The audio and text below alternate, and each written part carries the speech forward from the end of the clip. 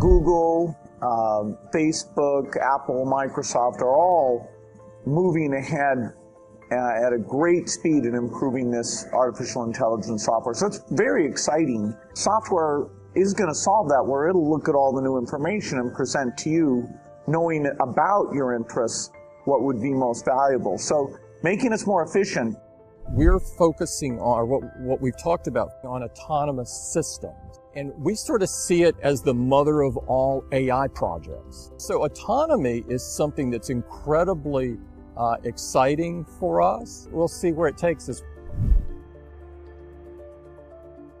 Wouldn't it be wonderful if someday we got to the point where there were robots every place, they were running farms, they were running Apple, they were running Berkshire Hathaway, and all you had to do was one person could punch a button at the start of every morning, and all the goods and services that we're getting now would be turned out by robots. It is seeping into our lives in all sorts of ways that we just don't notice. We're just getting better and better at it, and we're seeing that happen in every aspect of our lives, from medicine to transportation to how electricity is distributed.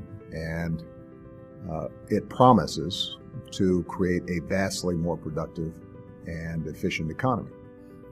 And if properly harnessed, can generate enormous prosperity for people, opportunity for people, can cure diseases that we haven't seen before, can make us safer because it eliminates inherent human error in a lot of work. Artificial intelligence is going to be extremely helpful, and the risk that it gets super smart, that's way out in the future and probably worth talking about. But now what we're seeing is that for the first time, computers can see as well as humans. That's pretty incredible.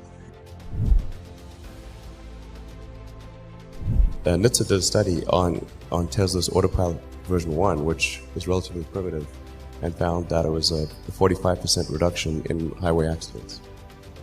And that's despite Autopilot 1 being just version 1. Version 2, I think, will be at least 2 or 3 times better. That's the current version that's running right now. So the rate of improvement is really dramatic. We have to figure out some way to ensure that the advent of digital superintelligence is one which is symbiotic with humanity. AI is probably the most important thing humanity has ever worked on. Now, I think of it as something more profound than electricity or fire. And anytime you work with technology, you need to learn to harness the benefits and while minimizing the downsides.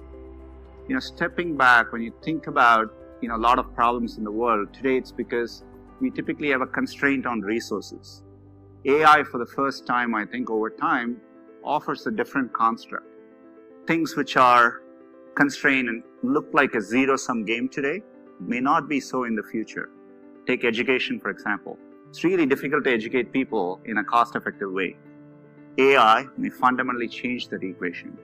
It may make it possible for us to have clean, cheap, renewable energy for the future. So I think a lot of things will play out in more positive ways than people think. I think probably by end of next year, self-driving will encompass essentially all modes of driving and be at least 100 to 200% safer than a person by the end of next year. We're talking maybe 18 months from now. The idea that there's going to be a general AI overlord that subjugates us or kills us all, I think is not something to worry about. I think that is overhyped. First of all, we don't know, we're nowhere close to knowing how to build a general AI, something that could set its own objectives. But second of all, I think it's unlikely that such a thing's first instincts would be to exterminate us. So I'm optimistic about that one, and certainly don't think we need to worry about it today.